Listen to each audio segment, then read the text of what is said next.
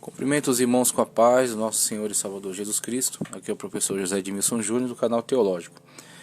Vamos fazer mais uma gravação para o nosso projeto de leitura das Sagradas Escrituras em diferentes versões bíblicas e também diferentes bíblias comentadas, ok? Vamos trazer agora a versão Almeida Revista e Corrigida, que está na Bíblia de Estudo Cronológica de Aplicação Pessoal. Bíblia de Estudo Cronológico de Aplicação Pessoal, da editora CPAD, ok? Vamos fazer a leitura de Gênesis, capítulo 6.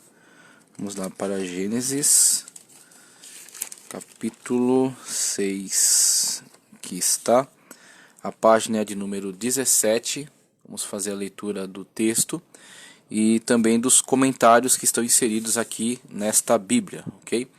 Peço para que você curta o vídeo, compartilhe, inscreva-se no canal. Graças a Deus temos alcançado já o número de 3.350 inscritos e acredito que com a sua colaboração podemos ir muito mais além. Então peço para que você continue colaborando para que o canal cresça e mais pessoas possam ser abençoadas com esses vídeos de aulas de teologia, estudos, tá certo? Bíblicos em geral, leituras da Sagrada Escritura e também leitura dos comentários bíblicos. E também aproveito para avisar que os primeiros comentários de Gênesis capítulo 1, já estarão privados somente para membros, tá? Então, como havia avisado, os vídeos que são vídeos de leitura de comentários, depois de um mês eles ficarão disponíveis só para membros, estarão privados somente para membros, tá? E os vídeos de leitura bíblica ficarão sempre disponíveis. Então vamos para a leitura de Gênesis capítulo 6, a partir do versículo 1, que nos diz: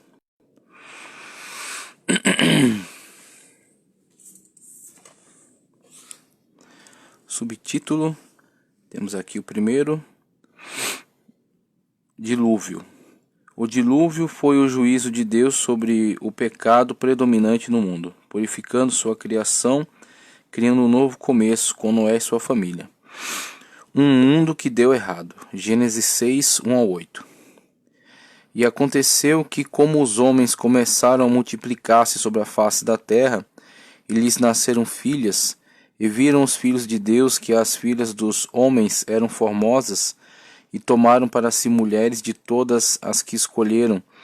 Verso 3. Então disse o Senhor: Não contenderá meu espírito para sempre com o homem, porque ele também é carne.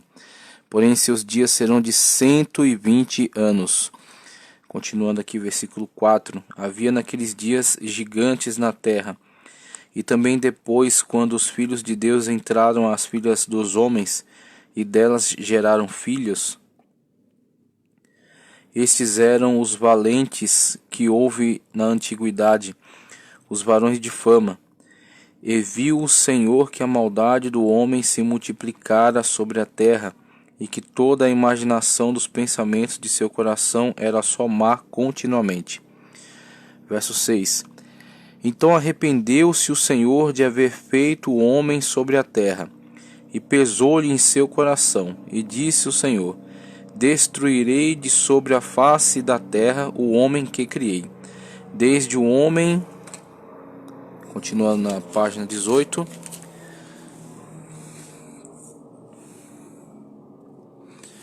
Desde o homem até o animal, até o réptil e até as aves dos céus, porque me arrependo de os haver feito. Versículo 8. Noé, porém, achou graça aos olhos do Senhor. Subtítulo: A história de Noé. Gênesis 6, 9 ao 22. Estas são as gerações de Noé. Noé era varão justo e reto em suas gerações. Noé andava com Deus. E gerou Noé 3 filhos, Sem, Cã e Jafé.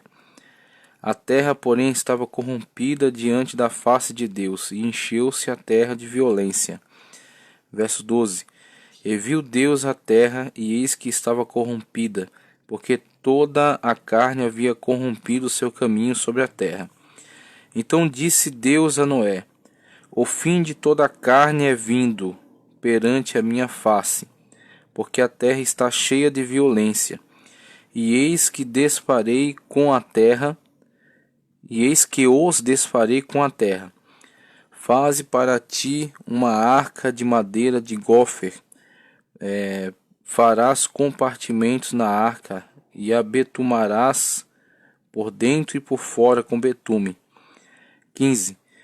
E desta maneira farás de 300 côvados o comprimento da arca, e de 50 côvados a sua largura, e de 30 côvados a sua altura. Farás na arca uma janela, e de 1 côvado a acabarás em cima, e a porta da arca porás em seu lado, e far-lhe-ás andares baixos, segundos e terceiros. Porque eis que eu trago um dilúvio sobre a terra, para desfazer toda a carne em que há espírito de vida debaixo dos céus. Tudo o que há na terra expirará. 18. Mas contigo estabelecerei o meu pacto. E entrarás na arca tu e teus filhos e a tua mulher, e as mulheres de teus filhos contigo. E de tudo o que vive, de toda a carne, 2 de cada espécie meterás na arca, para os conservares vivos contigo, macho e fêmea serão. Das aves conforme a sua espécie, dos animais conforme a sua espécie, de todo réptil da terra conforme a sua espécie, 2 de cada espécie virão a ti, para o conservares em vida. E tu toma para ti de toda a comida que se come, e junta-a para ti, e te será para mantimento, para ti e para eles. Assim fez Noé, conforme tudo o que Deus lhe mandou, assim o fez. Versículo 22, encerrada a leitura aqui de Gênesis capítulo 6. Agora vamos fazer a leitura dos comentários que vão auxiliar o nosso entendimento em relação a esse capítulo. Voltando aqui para a página 17, o comentário que está relacionado aqui a Gênesis de 6 a 4. Primeiro, assim, esse texto é o restante do comentário anterior. Então, começamos aqui, Gênesis 6, 1 ao 4. Algumas pessoas pensam que os filhos de Deus, em aspas aqui, eram anjos caídos, mas os filhos de Deus provavelmente não eram anjos, porque os anjos não se casam e nem se reproduzem, conforme Mateus 22:30, Marcos 12:25, palavras do nosso Senhor Jesus Cristo. Ele falando acerca daqueles que vão para o mundo celestial, fazendo uma analogia com a situação dos anjos, nem se casam, nem se dão em casamento, mas serão como os anjos. Não diz que serão anjos, diz que serão como os anjos, que nem se casam, nem se dão em casamento. Alguns estudiosos creem que esta expressão se refere aos descendentes de Sete, que celebraram casamentos interraciais com os perversos descendentes de Caim. Isso teria enfraquecido a boa influência dos fiéis e aumentado a depravação moral no mundo, resultando em uma explosão do mal.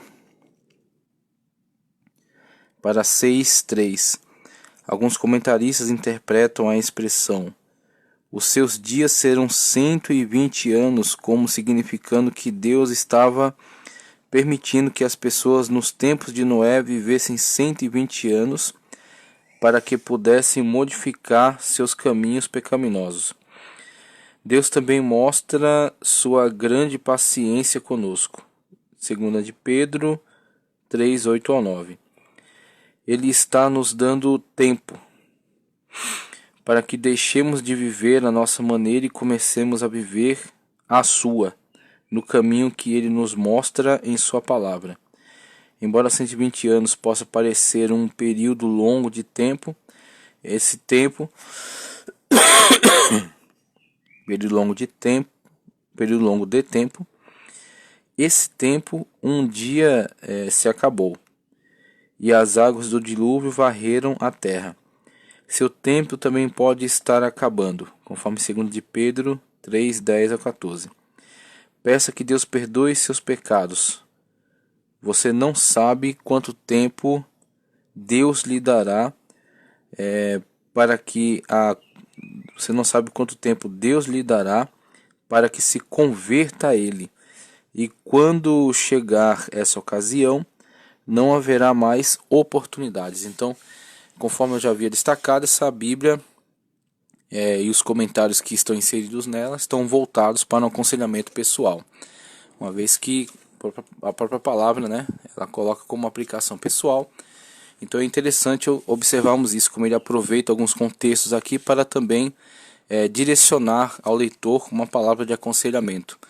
E também achei muito interessante essa colocação a partir desse entendimento aqui extraído, né, de muitos estudiosos, que colocam a estipulação dos 120 anos não ainda como uma estipulação de limite para a vida humana, mas como estipulação para tempo da paciência de Deus. Então Deus estava estipulando que em 120 anos viria o juízo, viria o dilúvio. Então eles teriam esta margem de tempo para buscarem um arrependimento e um conserto em relação a essas obras pecaminosas que estavam provocando o juízo de Deus. Para 6,4, esses gigantes eram pessoas que provavelmente tinham 2,7 a 3 metros de altura. Essa mesma palavra hebraica foi usada para mencionar uma raça de pessoas altas. Em Números 13:33, Golias media 2,7 metros. Aparece em 1 Samuel 17. Os gigantes usavam sua vantagem física para oprimir o povo à sua volta, principalmente porque o termo Nefilim do hebraico sugere alguém violento, como caidores, ou que cai sobre as pessoas, que é violento para com as pessoas. Então dá a ideia de violência, de pessoas extremamente violentas. Para Gênesis 6 ao 7. Isso quer dizer que Deus se arrependeu de criar a humanidade? Ele estava admitindo que havia cometido um erro? Não. Deus não muda de ideia, conforme 1 de Samuel 15:29. Em vez disso, ele estava expressando tristeza pelo que as pessoas haviam feito a si mesmas, como um pai poderia expressar tristeza por um filho rebelde. Deus lamentou que o povo escolhesse o pecado e a morte em lugar de um relacionamento com Ele. Principalmente olhando para a exegese do texto, encontramos duas terminologias que se diferenciam muito em questão de arrependimento, quando tratando acerca de Deus, tá certo? De uma forma, numa linguagem antropopática, né? Uma linguagem que transfere algumas características do sentimento humano para Deus, para tentar expressar algo acerca de Deus, mas de uma forma limitada, de uma forma defeituosa, né? Então não há como falarmos de Deus em perfeição, porque não temos uma linguagem que seja tão capaz, né? Que chegue a esse nível de perfeição. Então empregamos sentimentos e características humanas para tentar descrever a Deus, inclusive essa questão do arrependimento, mas o hebraico tem o cuidado de diferenciar a terminologia que é aplicada em relação a Deus e esse suposto arrependimento, e a terminologia que é aplicada ao homem, ao ser humano e o seu arrependimento. Para com Deus é empregado o termo nahan, enquanto que para o ser humano é empregado o termo shub.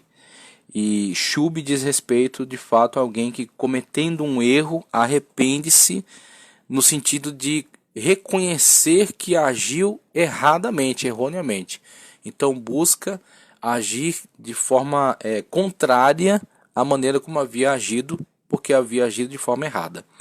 Em relação a Deus, o termo nahan não expressa esse arrependimento em decorrência de erro, mas sim decepção, no sentido de nahan expressa quase como que um resfolegar, como alguém que faz um resfolegar pelas narinas, alguém que está decepcionado.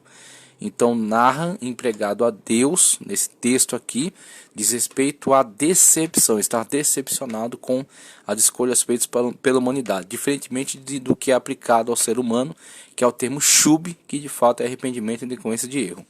Ok? Então temos aí essa diferenciação entre arrependimento relacionado ao homem ou relacionado a Deus. Para Gênesis 6:6-8, o pecado do povo entristeceu a Deus. Nossos pecados partem o coração de Deus, tanto quanto o pecado partiu o seu coração nos tempos de Noé. No entanto, Noé agradou a Deus, embora estivesse longe de ser perfeito. Podemos seguir o exemplo de Deus e achar graça aos olhos do Senhor, apesar do pecado que nos rodeia. Então vamos passar agora para a página 18 e ver os comentários que estão disponíveis. Vamos lá. Aqui já está centralizado. Temos Gênesis 6:9. Eu vou terminar de ler os comentários e ler esses auxílios aqui também. Vamos lá. Gênesis 6:9 diz, página 18. Dizer que Noé era justo, ok? Dizer que Noé era justo e reto não quer dizer que ele nunca tenha pecado. A Bíblia registra um de seus pecados em Gênesis 9:20. Na verdade, quer dizer que Noé amava e obedecia a Deus de forma sincera e devotada. Muito bom. Entendimento muito importante. Durante sua vida, ele andou passo a passo na fé como um exemplo vivo para a sua geração.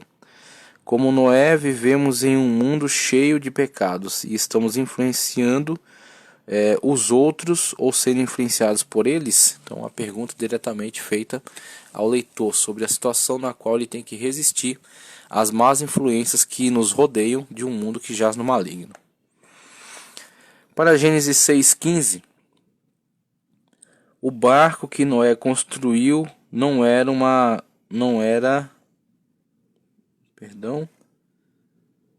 canoa, ok.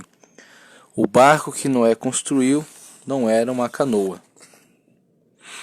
Imagine-se construindo um barco, a dificuldade, o desafio, com um comprimento igual a um campo de futebol e meio, e tão alto quanto um edifício de 4 andares. O comprimento do barco era exatamente 6 vezes a sua largura, a mesma proporção usada pelos construtores de barcos modernos. Este gigantesco barco provavelmente foi construído em um local a quilômetros de distância de algum corpo de água, mas Noé estava motivado pelas promessas de Deus e obedeceu às suas instruções. De fato, foi muito desafiante cumprir com as ordens de Deus naquele contexto, como também é muito desafiante para nós cumprir com as ordens de Deus no contexto em que estamos, agindo muitas das vezes de modo a não sermos compreendidos pelos que estão à nossa volta, mas em obediência à voz de Deus que fala no nosso coração. Então nós também vivenciamos de certa forma esse desafio vivido e vencido por Noé. Para Gênesis 6:18, quando Deus disse, contigo estabelecerei o meu pacto, estava fazendo uma promessa. Este é um tema familiar nas Escrituras, Deus fazendo concertos com seu povo. Como é tranquilizador saber que o concerto de Deus é estabelecido conosco. Ele ainda é nossa salvação e somos mantidos a salvo pelo nosso relacionamento com Ele. Para mais informações sobre concertos, veja aponta Gênesis 9, 8-17, 12, 1-3, 15, 17-21. Gênesis 6:22. Noé começou imediatamente a trabalhar quando Deus lhe ordenou que construísse o grande barco. Outras pessoas devem ter sido avisadas por Noé a respeito do desastre iminente. A própria construção era uma pregação em relação ao juízo que estava para vir. Segunda de Pedro 2:5. Mas aparentemente essas pessoas não esperavam que nada acontecesse. As coisas não mudaram muito. A cada dia milhares de pessoas são advertidas a respeito do juízo inevitável de Deus, mas a maioria delas não acredita realmente que ele aconteça.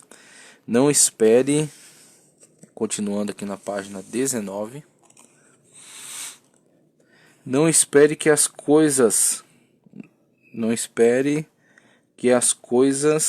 acolham ou aceitem a sua mensagem a respeito do juízo iminente de Deus pelo pecado. As pessoas, na verdade, né? Os que não creem em Deus negarão seu juízo e tentarão fazer com que você também negue a Deus. Mas lembre-se da promessa que Deus fez a Noé de conservá-lo a salvo. Isso pode inspirar você a confiar. Ok, então temos aí o desafio lançado a cada um que também deve permanecer fiel às promessas de Deus, ao seu pacto, à sua aliança, e perseverar na sua pregação em relação àquilo que Deus anunciou como o juízo que virá. Inspirar você a confiar em Deus para ter a libertação do juízo que certamente virá. Muito bem. Noé sendo salvo junto com a sua família, devido à sua fidelidade para com Deus e ter crido na sua palavra, crido no seu pacto, na sua aliança e no seu aviso quanto ao juízo que virá. Ok? Passo a ler aqui então dois auxílios. Um fala acerca do épico de Gilgamesh, tá certo? A epopeia de Gilgamesh que está aqui, nessa pedra que foi localizada em Nínive. E também um pouco da biografia do próprio Noé. Essa Bíblia ela sempre faz isso, ela disponibiliza a biografia do personagem relevante da história que está sendo transmitida. A epopeia de Gilgamesh. A Bíblia não é o único documento antigo que fala de um grande dilúvio, ao qual sobreviveu uma única família, além de pares de animais a bordo de uma embarcação. Na verdade, há várias histórias de dilúvio, de muitas culturas diferentes, que trazem detalhes espantosamente similares aos da história de Noé, no livro de Gênesis. Uma história suméria chamada Eridu,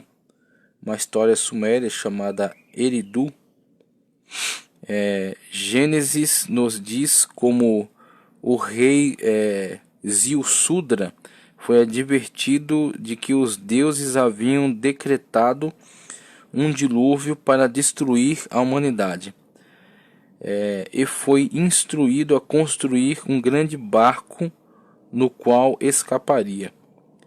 Uma história acadiana chamada Épico de Atrahasis descreve um dilúvio enviado pelos deuses para destruir a humanidade. Depois de tentativas anteriores de controlá-la haviam falhado. O piedoso Atrahasis, foi advertido por Ea, o Deus Criador, a construir um barco e escapar com sua família, tesouro e animais. A mais famosa dessas histórias de dilúvio é a história babilônica do dilúvio, que é retratada na tábua 112 do longo épico de Gilgamesh. Esta história, né, sem H, com E, história, que é uma história fictícia, né?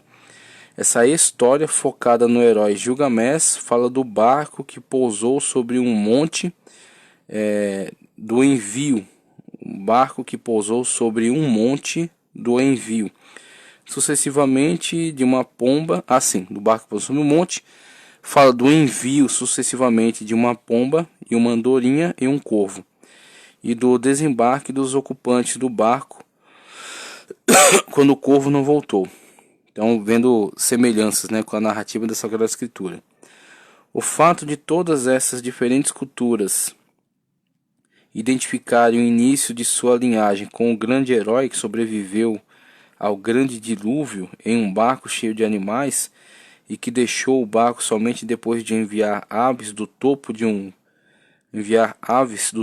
monte, é interessante confirmação da declaração de Gênesis 6 ao 9, de que houve realmente um grande dilúvio em tempos antigos. Então você vê eco né? Você vê alguns ecos dessa narrativa em diferentes culturas que a preservaram e a modificaram, adequando ao seu próprio interesse, né? Então acrescentaram ou tiraram alguns elementos e incluíram algumas características de suas próprias crendices, né? Desenvolvidas ao longo da história, né? E por povos diferentes. Mas elas remetem a um fato original ocorrido na história, que é o dilúvio. Um pouco de biografia temos aqui. Noé.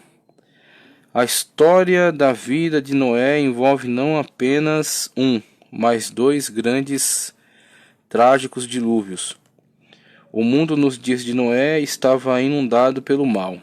O número de pessoas que se lembravam do Deus da criação, perfeição e amor havia se reduzido a Somente Noé ainda andava com Deus. A resposta de Deus à grave situação foi uma última oportunidade de 120 anos de duração, período em que ele ordenou que Noé construísse um exemplo gráfico,